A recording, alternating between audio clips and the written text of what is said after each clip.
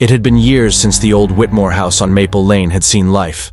Locals avoided it, claiming the family who lived there had vanished one night without explanation.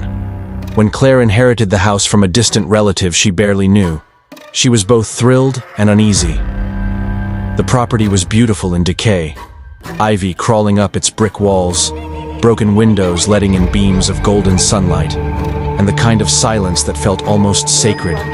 She had always loved the idea of restoring old houses, of breathing life into them again. But she didn't know that some houses weren't meant to be awakened. The first few nights were peaceful. Claire moved in cautiously, exploring room by room. Dust motes floated in the shafts of light, and the house creaked and groaned like a living thing. Everything seemed perfectly normal, except for the attic.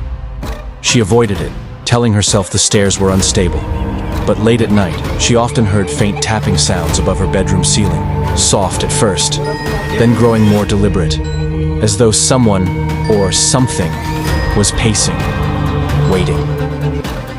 One rainy night, curiosity got the better of her.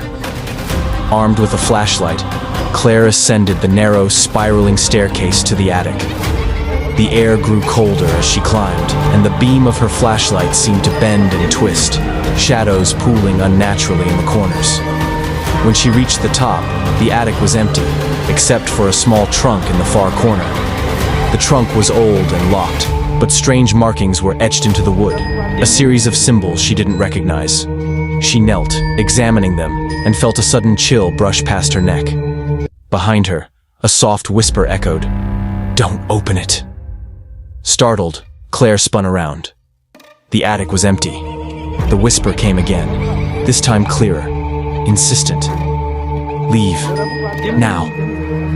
Her heart raced, but her curiosity overpowered fear.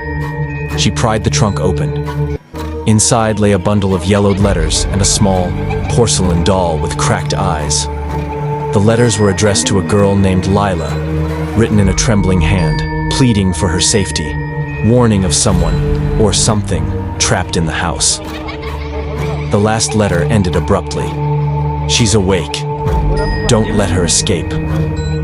Suddenly, the attic door slammed shut, and the flashlight flickered.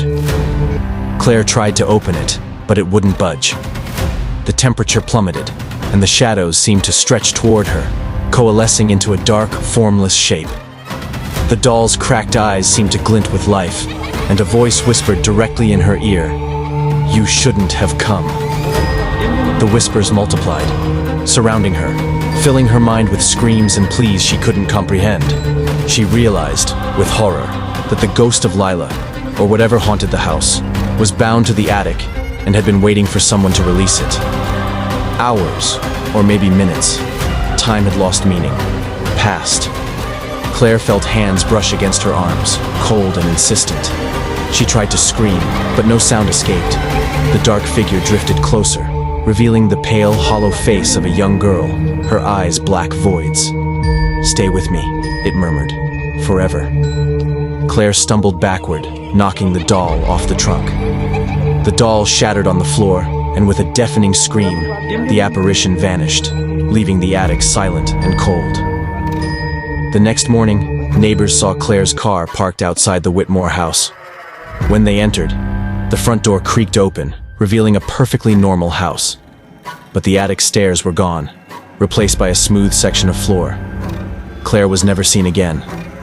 Some say on stormy nights, you can hear the soft tapping of footsteps above, and a faint whisper of a girl's voice calling, "Come play with me, forever." The Whitmore house remained empty, a warning to anyone who dared disturb the ghost in the attic.